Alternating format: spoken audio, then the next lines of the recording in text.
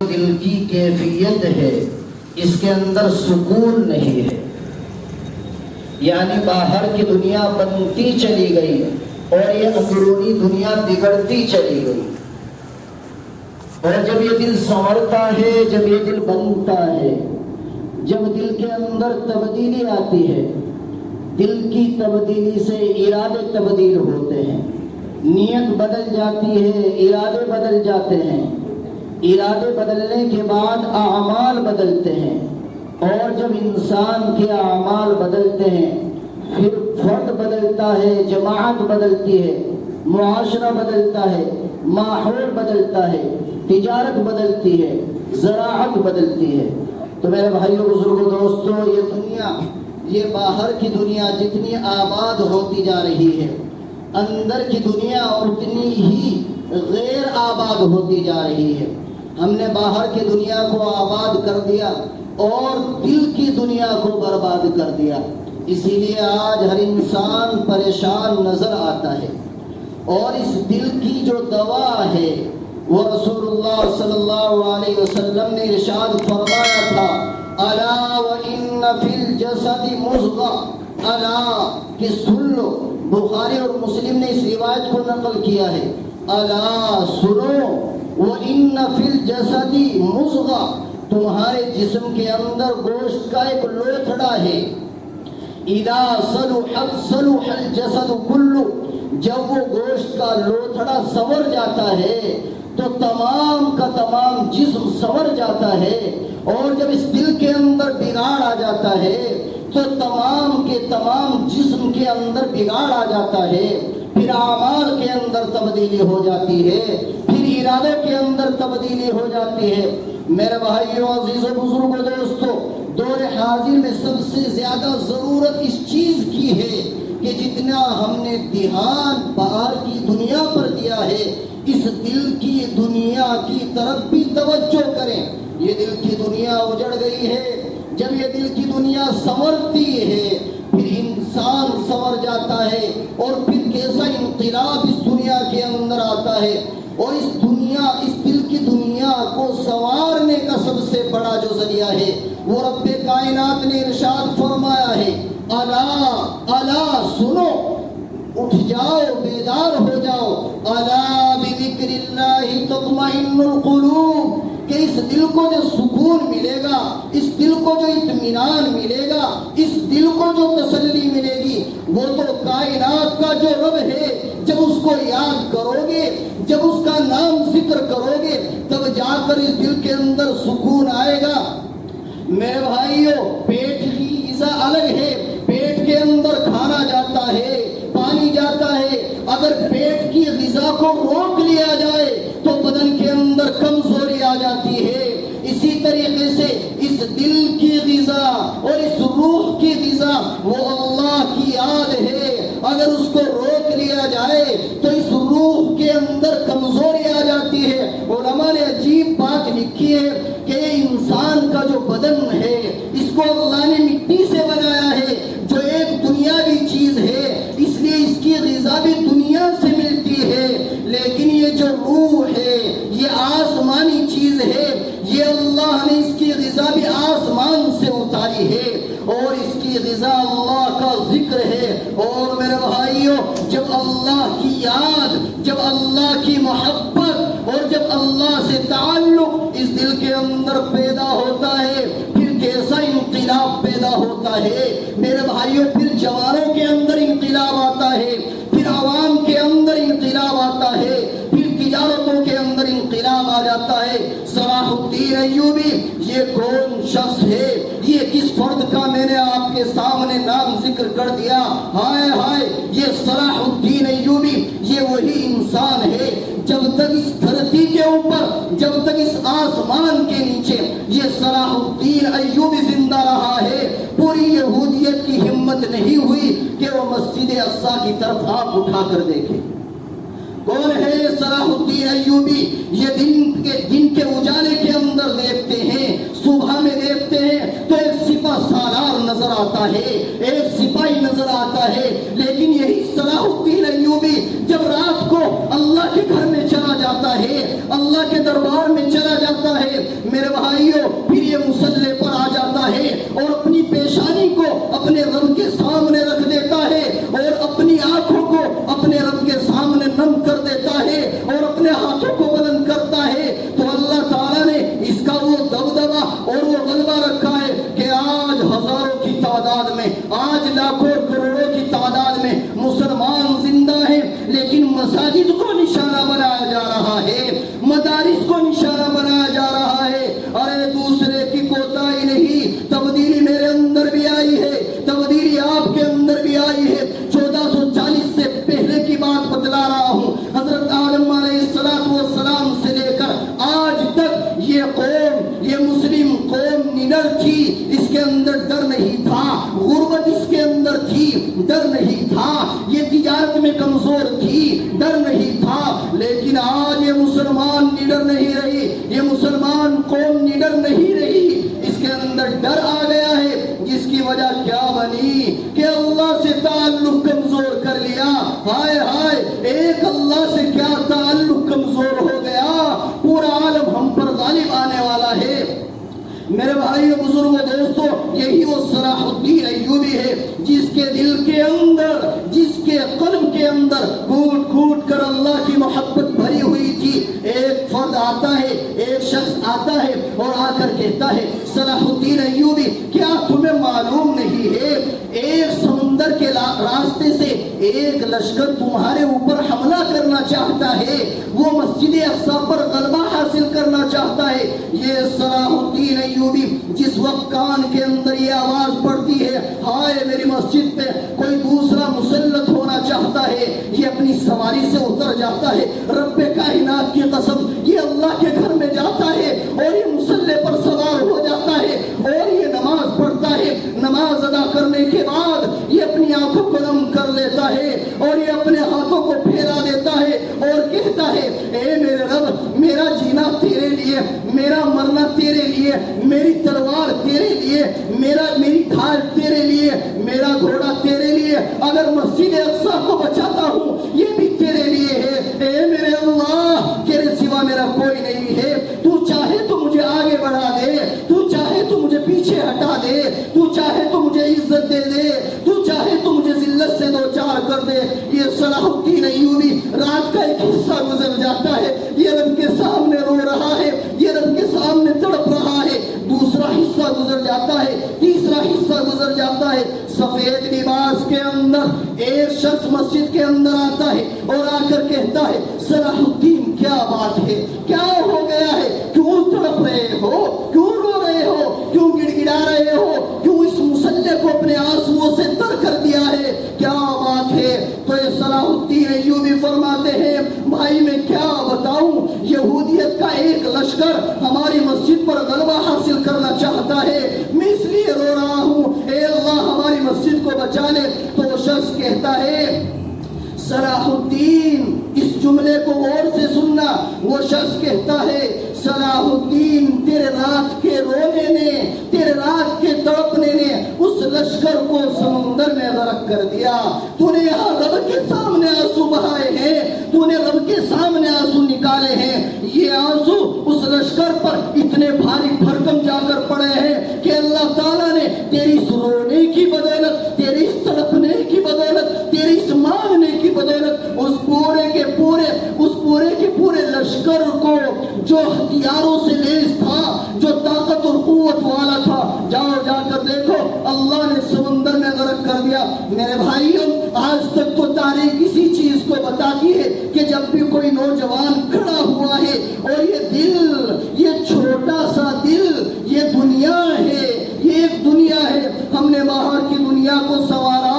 اندر کی دنیا کو اجاڑ دیا۔ نہیں، سکون کا تعلق بہترین لباس سے نہیں ہے، سکون کا تعلق تجارت سے نہیں ہے، مال و دولت سے نہیں ہے، سکون کا تعلق تو اس دل سے ہے۔ اس دل کے اندر سکون آئے گا تو آپ نے دیکھا ہوگا روڈ پر کام کرنے والے وہ روڈ پر گرمی میں سو جاتے ہیں، دل کے اندر سکون ہونا چاہیے۔ میرے عزیزوں، تو میں عرض کر رہا تھا، آج تو میں نے آج تک کے جو کتابیں دیکھی ہیں ان کتابوں کے اندر کہیں یہ نہیں ملتا کہ ایک مسلمان نے، ایک نوجوان نے اپنا تعلق اپنے رب سے قائم کیا ہو اور اپنے رب سے مانگا ہو اور اللہ نے اس کی مانگ کے بدولت اللہ نے دنیا کے اندر انقلاب پیدا نہ کیا ہو۔ نانا ایسا نہیں ہوا۔ محمد بن قاسم یہ 18 سال کا نوجوان، آئے یہ کیسا مسلم تھا، یہ مومن اور یہ مسلم اور یہ مرد مجاہد تھا۔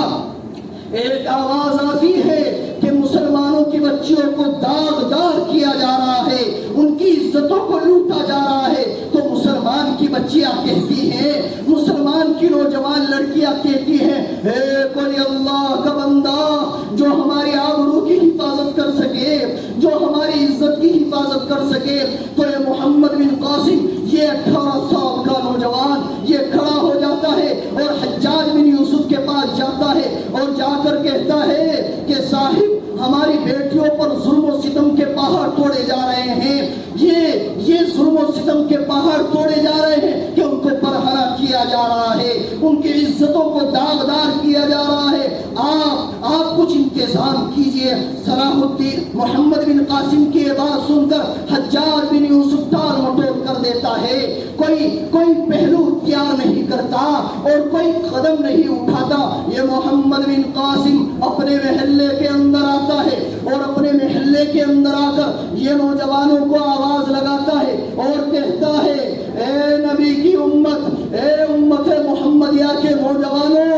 ہماری جوانی کس کام کی کہ ہماری بہنوں کی عزت لوٹی جا رہی ہو، ہماری بچیوں کو داغدار کیا جا رہا ہو اور ہماری بچیاں مرتد کی شکار اور ارتداد کی شکار ہو رہی ہو، تو یہ جوانی کس کام کی؟ محمد بن قاسم کی نوجوان یہ بات سنتے ہیں اور محلے میں سے چند افراد جمع ہو جاتے ہیں۔ محمد بن قاسم اللہ سے دعا مانگتا ہے، اپنے گھوڑے پر سوار ہو جاتا ہے اور اس چھوٹے سے قافلے کو لے کر یہ دشمن کے بھاری بھرکم لشکر کے مقابلے میں نکل جاتا ہے۔ جب لشکر دیکھتا ہے تو محمد بن قاسم کو کہتے ہیں، ارے چھوٹا سا لشکر، یہ مختصر سا لشکر، یہ چھوٹی سی جماعت ہمارا کیا بگاڑے گی؟ ہمارا لشکر دیکھو کتنا، ہمارے ہتھیار دیکھو کتنے، ہماری طاقت دیکھو کتنی، ہماری پاور دیکھو کتنی۔ تو یہ محمد بن قاسم کہتا ہے، میرے نوجوانوں بس یہ جملہ یاد رکھو اور دل کی گہرائیوں کے اندر اتارو، اسے دل کی بنیاد بناؤ۔ یہ محمد بن قاسم کہتا ہے کہ میں اپنے بھروسے پر، میں اپنے اعتماد پر اور ان نوجوانوں کے اعتماد پر یہ لشکر لے کر نہیں آیا، بلکہ چل کر تو ہم آئے ہیں، ہماری رہبری تو رب کائنات کرتا ہے، ہماری طاقت تو وہ رب ہے، ہماری قوت تو وہ رب ہے، ہمارا تمام تر وہ رب ہے۔ اگر وہ رب چاہے گا تو تم اتنے بڑے لشکر سے ہمارا سامنا کرائے گا اور انشاءاللہ تم دیکھو گے کچھ دیر کے اندر تم مغلوب ہو جاؤ گے، ہم غالب آ جائیں گے۔ یہ محمد بن قاسم، یہ اللہ کا نیک بندہ، یہ نوجوان آگے بڑھتا ہے اور آگے بڑھنے کے بعد میرے عزیزوں تاریخ اس بات کی گواہ ہے کہ وہ بڑا لشکر اس کو لوہے کے چنے چبانے پر مجبور کر دیا ہے محمد بن قاسم۔ تو آج تک ایسا نہیں ہوا اور آج کا دور دیکھو، آج کا ماحول دیکھو۔ محمد بن قاسم جن نوجوان بچیوں کی حفاظت کرتا تھا، ہائے ہائے بڑے افسوس کے ساتھ کہتا ہوں، معذرت کے ساتھ کہتا ہوں، آج میرے نوجوان مسلمان بھائی کے موبائل میں ہماری مسلمان بچیوں کے نمبر ملتے ہیں، ہائے ہائے کبھی تو یہ مسلمان رات کو اپنے رب سے باتیں کرتا تھا، اپنے رب کے سامنے روتا تھا، آج اس مسلمان کو کیا ہوا؟ رات کے 3 بج جاتے ہیں، رات کے 4 بج جاتے ہیں، موبائل اس کے ہاتھ میں لگا ہوا ہے اور ایک نوجوان بچی جو کسی کی بہن ہے، جو کسی کی بیٹی ہے اور یہ اس نوجوان بچی سے لگا ہوا ہے۔ ارے دشمن تو دشمن تھے ہی، ہم نے اپنی بچیوں کی عزت کو داغدار کرنا شروع کر دیا۔ بچیوں کے موبائل، بچیوں کے فوٹو ہمارے موبائلوں کے اندر مل جاتے ہیں۔ میرے عزیزو، ہمیں تبدیلی اگر چاہتی ہے تو سرکار کی تبدیلی سے کوئی تبدیلی نہیں ہوتی۔ یہ دل کی جو سرکار ہے، یہ جو دل کی کیفیت ہے، جب اس کے اندر تبدیلی آئے گی، میں نے عرض کیا، پھر ارادے بدلیں گے، نیت بدلے گی، تجارت بدلے گی، معاشرہ بدلے گا، شادیاں بدلیں گی، فرد بدلے گا، جماعتیں بدل جائیں گی، اور پھر اس عالم کے اندر انقلاب پیدا ہوگا۔ میرے بھائی، آج کے دور میں ضرورت اگر ہے تو اپنے رب کو راضی کرنے کی ضرورت ہے، اپنے رب کو منانے کی ضرورت ہے۔ میرے نبی نے ارشاد فرمایا تھا، التائب من الذنب کمن لا ذنب لہ، گناہ کر لے، گناہ کر کے توبہ کرنے والا ایسا نہیں، ایسا ہے جسے گناہ کیا ہی نہ ہو۔ میرے نوجوانوں، کس سے گناہ نہیں ہوتے؟ مجھ سے بھی گناہ ہوئے ہیں، آپ سے بھی ہوئے ہوں گے۔ کیوں نہ ہم اپنے رب سے صلح کر لیں، کیوں نہ ہم اپنے رب کو اپنا بنا لے۔ اور اس رب نے تو بن مانگے کتنا کچھ دیا ہے، آنکھیں دے دی، اگر یہ آنکھ نہ دیتا والد کی زیارت کیسے کرتے، والدہ کی زیارت کیسے کرتے، اللہ کا قرآن کیسے پڑھتے، موبائل کے نمبرات کیسے دیکھتے، کیسے پتہ چلتا کہ سیب کا کلر کیسا ہوتا ہے، کیسے پتہ چلتا کہ آم کیسا ہوتا ہے، مسجد کی رونق کو کیسے دیکھ لیتے، ان علماء کرام کی زیارت کیسے کر لیتے، اور اللہ کے کلام کی تلاوت کیسے کر لیتے۔ تو بن مانگے اس رب نے آنکھ عنایت کی ہے میرے بھائیو، لیکن ایسا تو نہیں ہے کہ ہم اس آنکھ کو غلط استعمال کرتے رہیں اور وہ کچھ نہ کہے۔ ایک الگ بات ہے، کہہ نہیں رہا ہے لیکن کہہ تو سکتا ہے۔ تو میرے بھائیو، بن مانگے بھی اس رب نے بہت کچھ عنایت کیا ہے۔ تو میرے عزیزو، جب بن مانگے یہ ہاتھ ہمیں دے دیے، یہ کان ہمیں دے دیے، دل و دماغ ہمیں دے دیا، یہ بدن اور یہ جسم اور اولاد اور یہ دولت اور یہ شوکت اور یہ عزت اور یہ رفعت، یہ ساری چیزیں ہمارے رب نے ہمیں بن مانگے دی ہے۔ اگر ہم اپنے رب سے انقلاب مانگے تو کیا ہمارا رب انقلاب پیدا نہیں کرے گا؟ میرے عزیزو، ایک تو ہمیں اپنے رب سے اپنا تعلق مضبوط کرنا ہے، اور ایک جو رب کا راستہ بتاتے ہیں، جو رب کا راستہ بتلاتے ہیں، ان علماء کرام سے محبت، ان علماء کرام سے محبت کا ادنا درجہ آپ کو بتلا رہا ہوں، ادنا درجہ آپ کو بتلا رہا ہوں۔ جو کسی عالم سے محبت کرتا ہے، جو کسی عالم سے تعلق رکھتا ہے، اس کا ادنا نتیجہ یہ نکلتا ہے کہ اللہ اس کی نسلوں میں علماء پیدا فرماتے ہیں۔ اس نسل میں نہیں تو اگلی نسل میں ہوتے ہیں، لیکن اللہ علماء پیدا فرماتے ہیں۔ اور اگر کوئی کسی عالم سے بغض رکھتا ہے تو حضرت گنگوہی قطب الارشاد، حضرت گنگوہی راس الفقہا، حضرت گنگوہی کا فتویٰ ہے، چھوٹے آدمی کا فتویٰ بیان نہیں کر رہا ہوں، حضرت گنگوہی کا فتویٰ ہے، اگر کوئی کسی عالم سے بغض رکھتا ہے، کوئی کسی عالم سے عداوت رکھتا ہے، کوئی کسی عالم کے خلاف چلتا ہے، جب وہ مر جائے اس کی قبر کو کھول کر دیکھنا، اس کا چہرہ قبلے سے پھر جائے گا اور اس کا چہرہ سیاہ ہو جائے گا۔ یہ حضرت گنگوہی فرمایا کرتے تھے۔ ارے حضرت گنگوہی نے اتنی بڑی بات بیان فرما دی، اور بعض علماء نے لکھا ہے جو ان علماء کے خلاف چلتا ہے تو 10 نسلوں تک حافظ قرآن پیدا نہیں ہوتا۔ آج مدارس کے اندر کمزوری ہے، آج مکاتب کے اندر کمزوری ہے۔ ہم دیکھتے ہیں کہ بچے جس طرح پڑھنے چاہیے ویسا نہیں پڑھ رہے ہیں۔ اس کی وجہ صرف یہی نہیں ہے کہ یہ علماء کی سستی ہے، یہ علماء کی غفلت ہے۔ نہیں میرے نوجوانوں، ہم یہ دیکھیں، اگر میرا بچہ پڑھنے جاتا ہے اور وہ تعلیم حاصل کر رہا ہے اللہ کے کلام کی، لیکن اس کا پڑھنے میں من نہیں لگتا، اس کا پڑھنے میں دل نہیں لگتا، وہ دیکھے کہیں کوئی ایسی کوتاہی تو نہیں ہے جو میں نے کسی عالم کی شان میں کی ہو اور مجھے میرا رب اس کی سزا دے رہا ہو۔ تو میرے بھائیوں، میرے عزیزوں، بزرگوں، دوستوں، اس وقت جتنی ضرورت باہر کی دنیا کو آباد کرنے کی ہے، ہائے ہائے یہ ہم کیا کر بیٹھے، دنیا باہر کی آباد کر بیٹھے اور دل کی دنیا برباد کر بیٹھے۔ ہمیں اس دل کی دنیا کو بھی آباد کرنا ہے، اور جب یہ دل کی دنیا آباد ہو جائے گی، کائنات کے رب کی قسم، ہر جگہ سکون ملے گا، ہر جگہ تسلی ملے گی۔ میرے رب نے اس کو بیان فرمایا ہے، الا متنبہ کرنے کے لیے آتا ہے، الا بذکر اللہ تطمئن القلوب، کہ دلوں کا جو اطمینان ہے وہ تو اللہ کی یاد میں ہے۔ تو ہم سب کو توبہ، استغفار اس کی زیادہ سے زیادہ کثرت اور زیادہ سے زیادہ اہتمام ہو کہ روزانہ اپنے رب سے 10 منٹ مانگے، 15 منٹ مانگے، تو دیکھنا انشاءاللہ ضرور انقلاب پیدا ہوگا۔ کریں گے سب انشاءاللہ۔ مولانا نے اعلان آپ کے سامنے کر دیا تھا، اور ماشاءاللہ آپ سب عقل مند ساتھی ہیں، عقل مند کے لیے اشارہ کافی ہوتا ہے۔ دعا کر دیجیے۔ اللہم صلی صلاۃ کاملہ وسلم سلام تام